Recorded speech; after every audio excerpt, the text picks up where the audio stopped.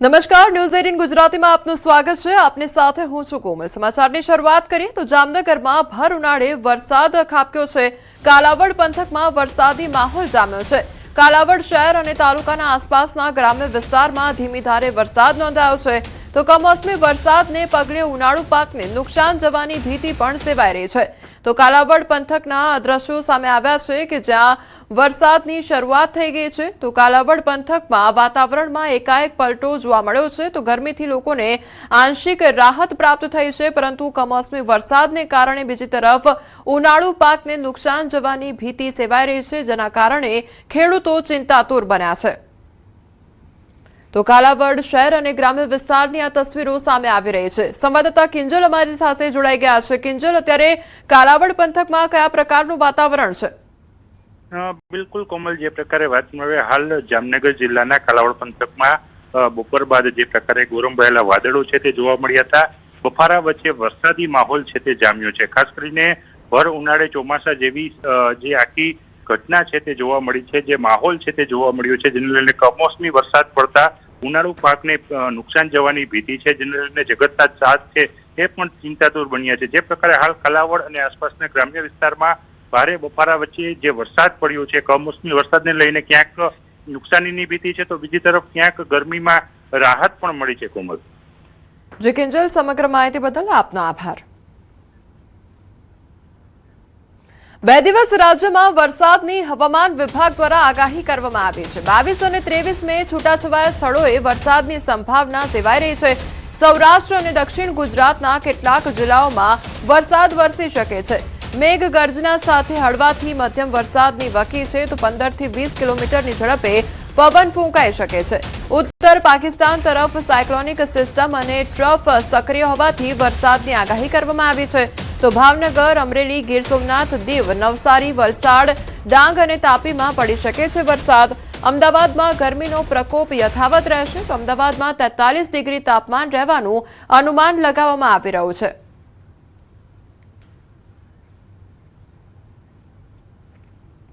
22 और 23 के लिए आइसोलेटेड प्लेसेस में हल्का से मध्यम बरसात का पूर्वानुमान आज दिया गया है। इसमें जो डिस्ट्रिक्ट आज आ रहा है इसमें गिर सोमनाथ, अमरेली और दीव, सौराष्ट्र कच्छ में, और जो हमारा दक्षिण गुजरात में नवसारी, वलसाड, दमन दादरा नगर हवेली और डांग के लिए दिया गया है। 23 तारीख में जो बारिश होगी इसमें ये डिस्ट्रिक्ट के साथ सौराष्ट्र कच्छ में भावनगर ऐड हो जाएगी और दक्षिण गुजरात में तापी डिस्ट्रिक्ट ऐड हो जाएगी। अहमदाबाद के लिए आज मेनली क्लियर स्काई का पूर्वानुमान दिया गया है। जो अधिकतम तापमान है 43 डिग्री सेंटीग्रेड के आसपास रहने का पूर्वानुमान दिया गया है। ગુજરાતના ખેડૂતો પર ડબલ આફત જોવા મળી રહી છે। નકલી ખાતર, નકલી દવા અને ડીઝલનો ડખો જોવા મળી રહ્યો છે। ગુજરાતના ખેડૂતો સાવધાન રહેજો, નકલી દવા અને નકલી ખાતર ઝડપાયું છે। એક તરફ ચોમાસું નજીક આવી રહ્યું છે તો બીજી તરફ પેટ્રોલ પંપ પર ખેડૂતો પોતાના ટ્રેક્ટર લઈને લાઈનો લગાવીને ઊભા રહ્યા છે ત્યારે આ તરફ નકલી ખાતર અને ખેતીની નકલી દવા પણ ઝડપાઈ છે। આણંદમાં નકલી ખાતર બનાવતી ફેક્ટરી ઝડપાઈ છે। નાપાડ વડોદ રોડ પાસે ધમધમતી ફેક્ટરીનો પર્દાફાશ થયો છે। તમાકુની ખરીમાં બનાવાતું હતું આ નકલી ખાતર ત્યારે જિલ્લા એસઓજીએ બાતમીના આધારે રેડ પાડી છે। અલગ માર્કાની 3500 નકલી ખાતર ભરેલી બેગો જપ્ત કરાઈ તો 15,000 ખાલી બેગો, આઈશર ટેમ્પો સહિતનો મુદ્દામાલ જપ્ત કરાયો છે। એક શખ્સની અટકાયત કરી પોલીસે વધુ પૂછપરછ પણ હાથ ધરી છે। ખેતીની નકલી દવાઓ બનાવતી કંપની પકડાઈ ત્યારે ભરૂચના પાનોલી જીઆઈડીસીમાં ચાલતો હતો ગોરખધંધો। પ્રશાંત એગ્રીક નામની કંપનીમાં દરોડા દરમિયાન ડુપ્લિકેટ ખેતીવાડી દવાઓનો જથ્થો મળી આવ્યો હતો। તપાસ દરમિયાન જાણીતી કંપનીના કન્ટેનર અને બ્રાન્ડિંગ ધરાવતી દવાઓ સહિત અંદાજે 4 લાખથી વધુનો મુદ્દામાલ કબજે કરવામાં આવ્યો છે। આ સમગ્ર મામલે પાનોલી પોલીસે કંપની સામે કોપીરાઇટ એક્ટ હેઠળ ગુનો નોંધી વધુ તપાસ શરૂ કરી છે। ડુપ્લિકેટ દવાઓના ઉત્પાદન અને વેચાણ પાછળ કોઈ મોટું નેટવર્ક કાર્યરત છે કે નહીં તે દિશામાં પણ તપાસનો દોર આગળ વધારવામાં આવી રહ્યો હોવાનું સૂત્રો તરફથી જાણવા મળી રહ્યું છે। ઘટનાના પગલે ખેતીવાડી ક્ષેત્ર સાથે સંકળાયેલા વેપારીઓ અને ખેડૂતોમાં ચિંતાનો માહોલ જોવા મળી રહ્યો છે। ખેડૂતોમાં આશંકા વ્યક્ત કરવામાં આવી રહી છે કે આવી નકલી દવાઓના કારણે પાકને નુકસાન થવાની સાથે ખેડૂતોને આર્થિક ફટકો પણ પડી શકે છે।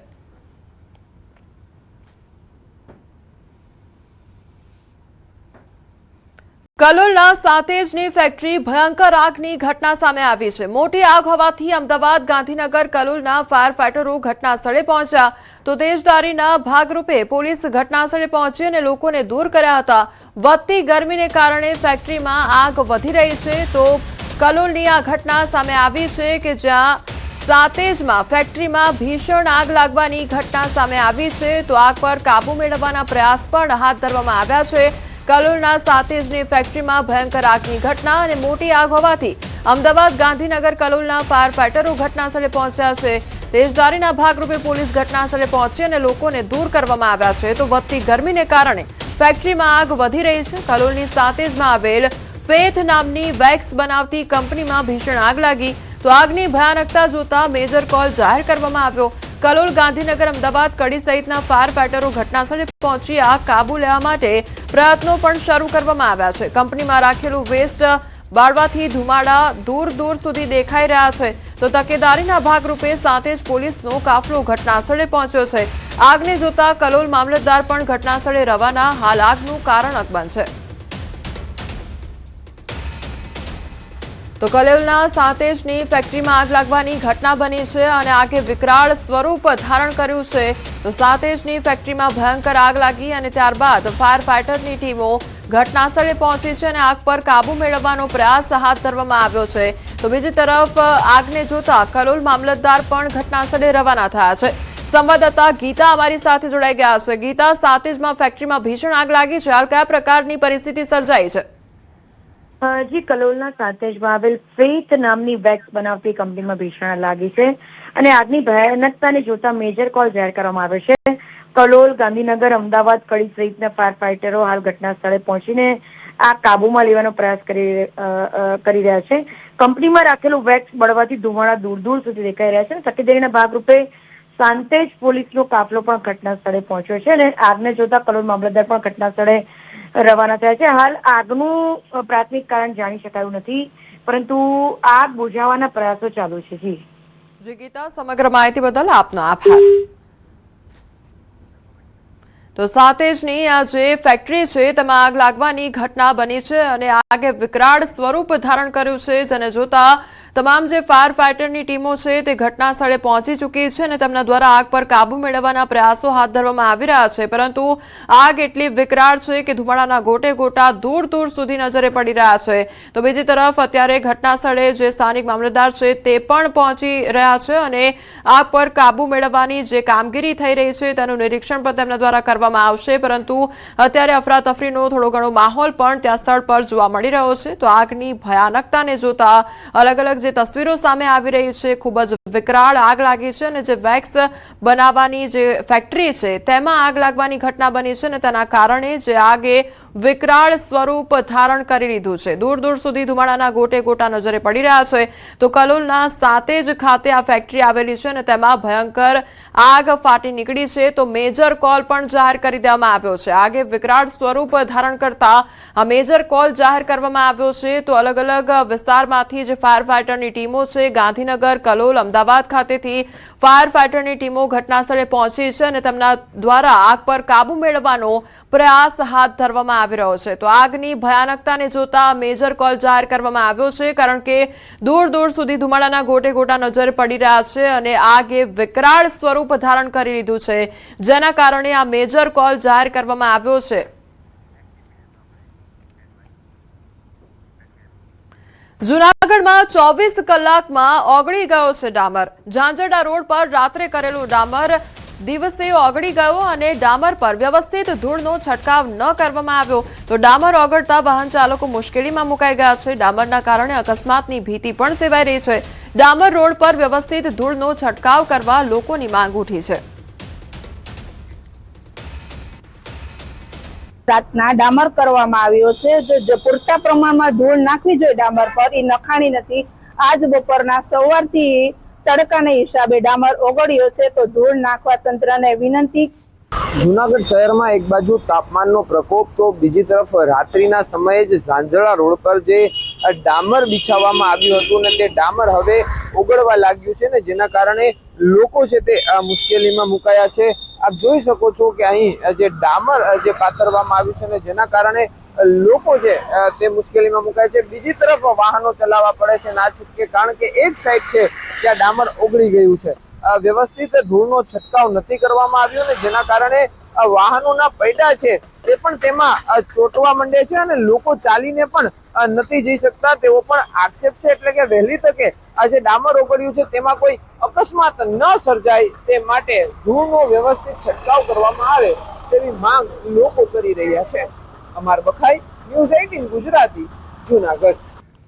રાજકોટના માંડવીમાં સૂર્યપ્રકાશ સ્વામીના નિવેદનને લઈને વિરોધ જોવા મળી રહ્યો છે. સ્વામીએ ભૂદેવોને ભીખ માંગતા કહેતા બ્રહ્મ સમાજમાં રોષ જોવા મળી રહ્યો છે, તો સંતોના અવારનવાર બફાટને લઈને ભારે રોષ વ્યાપ્યો છે. દર વખતે માત્ર માફી માંગીને મામલો રફાદફા કરી દેવાય છે. બ્રહ્મ સમાજ દ્વારા તે વાત કરવામાં આવી છે, તો આગામી સમયમાં વિરોધ પ્રદર્શન કરવાની ચીમકી પણ ઉચ્ચારવામાં આવી છે.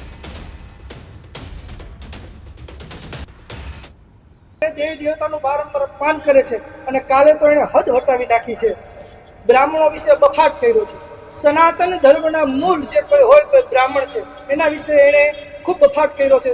સમગ્ર બ્રહ્મ સમાજમાં એનો બહુ જ રોષ છે. અમે સરકારની પાસે માગણી કરી છે કે આના માટે ત્વરિત પગલાં લ્યો અને કોઈ એવા ઠોસ પગલાં લ્યો જેનો દાખલો બેસાડો કે ફરી પાછું કોઈ સનાતન ધર્મ ઉપર કે કોઈ જ્ઞાતિવાદ ઉપર પણ આંગળી નથી દે. બફાટ નિવેદનો કરી પોતાનો સંપ્રદાય મહાન છે એવું બતાવવા માંગે છે અને વારંવાર સનાતન ઉપર પ્રહારો કરે છે. હનુમાન દાદા વિશે બેફામ નિવેદનો આપે છે અને વારંવાર બેફામ નિવેદનો આપી એકવાર માફી માંગી લે છે એટલે એ વિષય પૂરો નથી થઈ જતો. હવે તો એવું લાગે છે પોતાના ધર્મનો પ્રચાર કરવા માટે સનાતન દેવી દેવતાઓને ઈરાદાપૂર્વક ટાર્ગેટ કરવામાં આવે છે. આની વિરુદ્ધ સરકારે પણ કડક પગલાં લેવા જોઈએ. 40% બ્રાહ્મણો સ્વામિનારાયણ સંપ્રદાયની અંદરમાં રહી અને ટકલાઓની પૂજા કરે છે, જે જાણે છે કે આ હિન્દુ ધર્મની વિરુદ્ધ છે. એ લંપટ સાધુઓની સેવા બ્રાહ્મણો કરે છે, ધિક્કાર જેવા બ્રાહ્મણો. તો સમજાવવાની સાધુઓને જરૂરત નથી, સમજવાની હિન્દુઓને જરૂરત છે, સમજવાની બ્રાહ્મણોને જરૂરત છે. મને એવું લાગે છે કે આના માતા પિતાએ પણ ફરીથી બ્રાહ્મણોને બોલાવી અને એની માફી માંગવી જોઈએ અને ફરીથી આવા ઠગના સારા સંસ્કારો આવે માટે બ્રાહ્મણો પાસેથી વિધિ વિધાન કરાવવું જોઈએ એ જ અભ્યર્થના. અને આવનારા સમયમાં બ્રાહ્મણો પણ આનો જડબાતોડ જવાબ આપશે. કચ્છના માંડવીમાં સૂર્યપ્રકાશ સ્વામીના વિવાદિત નિવેદનને લઈને વિરોધ જોવા મળી રહ્યો છે. માંડવી વિવાદ મામલે સંતે માફી માંગી છે. બ્રહ્મ સમાજ સાથે બેઠક બાદ વિવાદનો અંત આવ્યો છે. વિવાદિત શબ્દો બદલ સંતે વ્યક્ત કરી છે દિલગીરી. સનાતન એકતા માટે સમાધાનનો માર્ગ અપનાવ્યો, તો માંડવીમાં બ્રહ્મ સમાજ સંતો વચ્ચે સુખદ સમાધાન થયું છે. વાયરલ વિડીયો બાદ સર્જાયેલી ગેરસમજ દૂર થઈ છે. આપણી સનાતનની પરંપરા એક ભગવો આપણી પાસે નમે કે ભગવા પાસેથી આપણે માફી મંગાવીએ એ પણ કેટલું યોગ્ય. તો આપણે પણ બધાએ પ્રબુદ્ધ છીએ. બ્રહ્મ સમાજના બધાએ આપણે ભગવાન પરશુરામના વંશવારસો છીએ, તો આપણે પણ સમજદારી રાખી આ વિષયને ખોટી હવા આપી અને આનો કોઈ વામપંથી લાભ લે, કોઈ રાજકીય લાભ લે, તો આવું ન થવું જોઈએ. જય સ્વામિનારાયણ, જય પરશુરામ. ગઈકાલે જે શબ્દો બોલાયા ત્યારે આજે આખો આ બ્રહ્મ સમાજ જિલ્લા અધ્યક્ષ સ્થાનેથી પધારેલા દીપકભાઈ, તાલુકા અધ્યક્ષ સ્થાનેથી પધારેલા પવિત્ર ભૂદેવો એની સંગાથે ઉપસ્થિતિમાં આજે સુખદ સમાધાન થયું છે. એ જોઈ મને અંતરમાં બહુ આનંદ થયો કે તમારી આટલી ઉદારતા એને જોઈને મને ખરેખર બહુ આનંદ થયો છે. દેવભૂમિ દ્વારકા જિલ્લામાં છેલ્લા કેટલાક દિવસોથી ડીઝલની અછતને લઈને ખેડૂતો ભારે મુશ્કેલીનો સામનો કરી રહ્યા છે. ખેડૂતોને ખેતીના કામ માટે સમયસર ડીઝલ ન મળતા વાવણી પૂર્વની કામગીરી પ્રભાવિત થઈ રહી છે. તેવામાં હવે ખંભાળિયા મામલતદાર કચેરી દ્વારા બહાર પાડવામાં આવેલા નવા પરિપત્રે ખેડૂતોની ચિંતામાં વધુ વધારો કર્યો છે. પરિપત્ર મુજબ હવે ખેડૂતોને ડીઝલ મેળવવા પહેલા પોતે ખેડૂત હોવાના પુરાવા રજૂ કરવા ફરજિયાત બનાવવામાં આવ્યા છે. જેમાં 7/12ની નકલ, 8A ની નકલ, આધાર કાર્ડની નકલ તેમજ ટ્રેક્ટરની આરસી બુકની નકલ રજૂ કરવી પડશે. આ ઉપરાંત ડીઝલ લેવા માટે જે ખેડૂતનું નામ દસ્તાવેજોમાં હશે તે વ્યક્તિએ જાતે જ હાજર રહી ડીઝલ મેળવવાનું રહેશે. સરકારી તંત્રનો હેતુ ડીઝલનો ગેરવપરાશ અટકાવવાનો હોવાનું માનવામાં આવી રહ્યું છે, પરંતુ બીજી તરફ ખેડૂતો આ નિયમોને અતિ કડક અને વ્યવહારુ ન ગણાવી રહ્યા છે. તો ખેડૂતોનું કહેવું છે કે પહેલેથી જ ડીઝલની અછતને કારણે કલાકો સુધી લાઇનમાં ઊભા રહેવું પડી રહ્યું છે અને હવે દસ્તાવેજોની ઝેરોક્સ નકલ કાઢવા માટે અલગથી ખર્ચ અને દોડધામ પણ વધારાઈ છે. એક ખેડૂતને માત્ર ડીઝલ મેળવવા માટે અંદાજે 20 થી 25 રૂપિયા સુધીનો વધારાનો ખર્ચ કરવો પડી રહ્યો હોવાનું ખેડૂતો જણાવી રહ્યા છે. અહીંયા આવ્યા પછી કે હાથબાર લઈ આવો, આઠા લઈ આવો, જેના નામનું ટ્રેક્ટર હોય એની આરસી બુક જોઈ, હાથબાર ને બધું લઈ આવ્યા પછી 4 કલાક થયા ઉભા, હજી વારો આવ્યો નથી.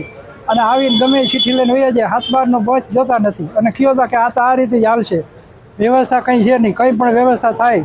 અને એ 10 લીટરમાં તમારે 12 વાગ્યા સુધી હજી વારો આવ્યો નથી. 7 બાર લઈ આવો, 8 લઈ આવો અને આધાર કાર્ડ ને ટ્રેક્ટરની આરસી બુક.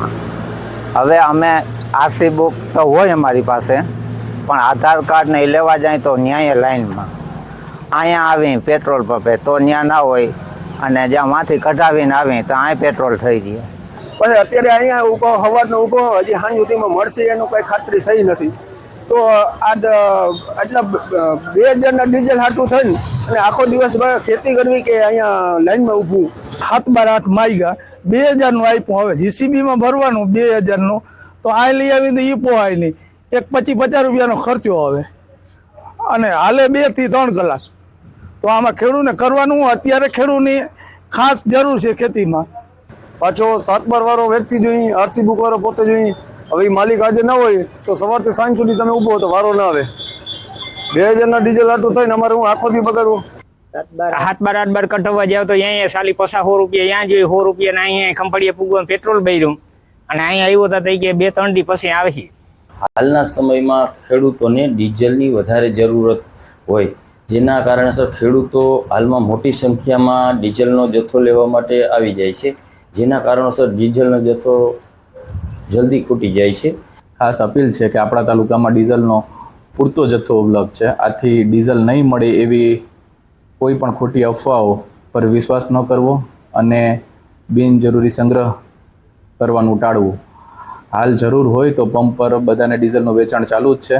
જે બાબતે લોકોએ 7 બાર 8 છે, આરસી બુક છે અને પોતાનું ઓળખ કાર્ડ જે પણ હોય ઓળખનો પુરાવો એ આપી અને એ ડીઝલનું વેચાણ કરી જથ્થો મેળવી શકે છે.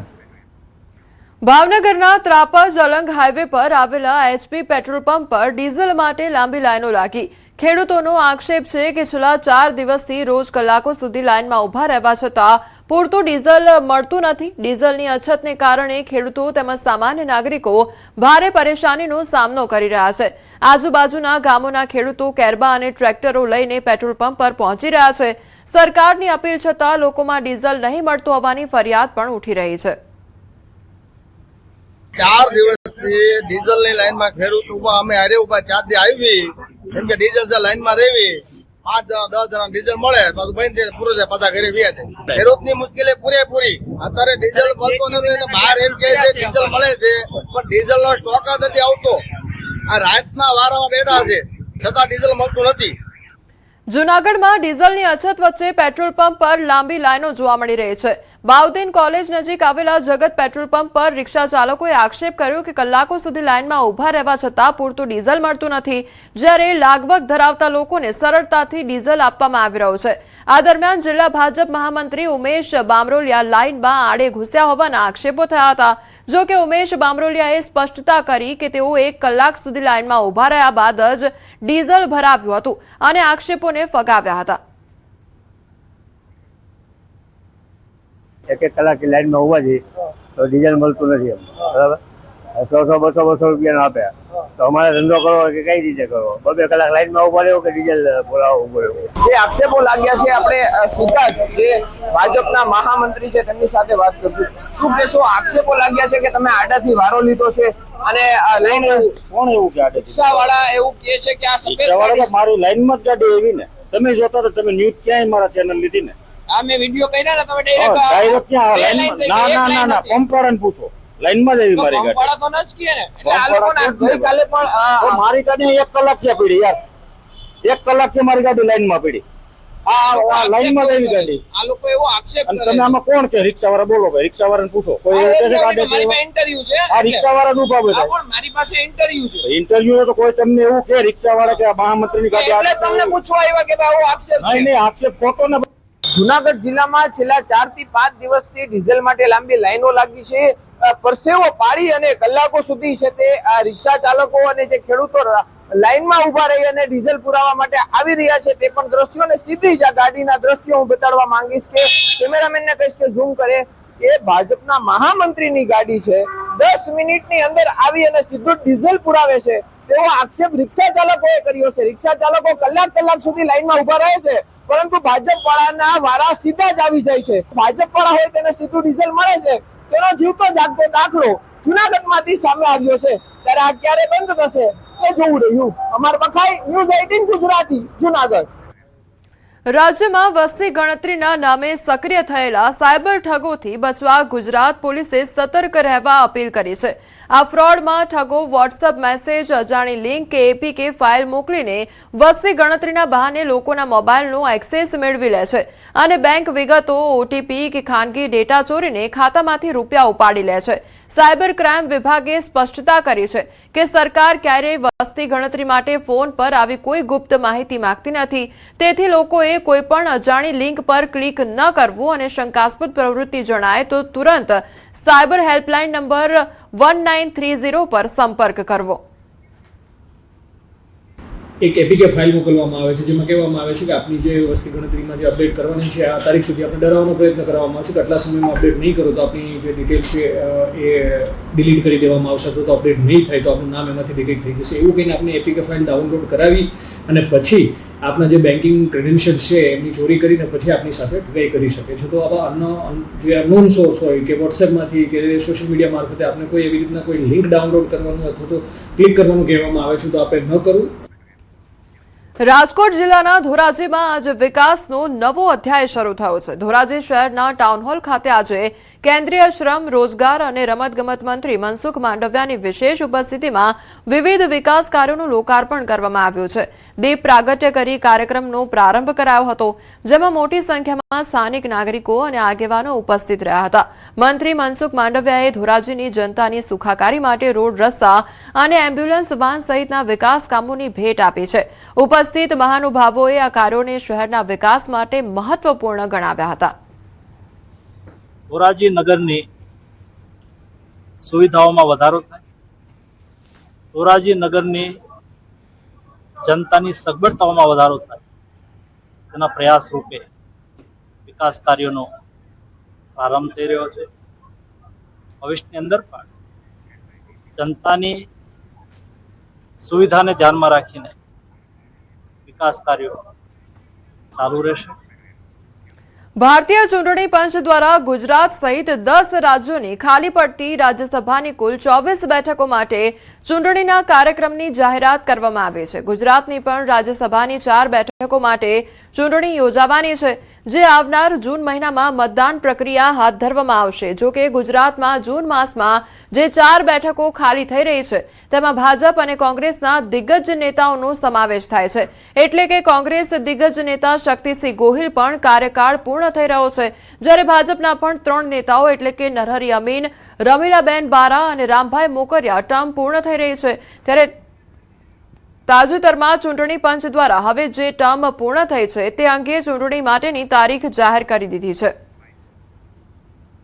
દેશની આઝાદીના 77-78 વર્ષ બાદ આ પહેલી ઘટના હશે કે રાષ્ટ્રીય કક્ષાનો કોંગ્રેસ પક્ષ અને એક જમાનામાં માધવસિંહ સોલંકી હોય, અમરસિંહ ચૌધરી હોય, હિતેન્દ્રભાઈ દેસાઈ હોય કે ચિમનભાઈ પટેલ જેઓ ગુજરાતના કોંગ્રેસના મુખ્યમંત્રી હતા ને એ વખતે કોંગ્રેસનું જે વર્ચસ્વ હતું એ આજે કોંગ્રેસનું વર્ચસ્વ ગુજરાતમાં ઝીરો થઈ ગયું છે. 21મી જૂન 2026ના દિવસથી ગુજરાતની 11 રાજ્યસભાની સીટો એ ભારતીય જનતા પાર્ટીના સભ્યો એ રાજ્યસભામાં બેસી અને દેશના વહીવટમાં, સંચાલનમાં ભારતીય જનતા પાર્ટીના રાજ્યસભાના સભ્ય તરીકે કામ કરનારા છે.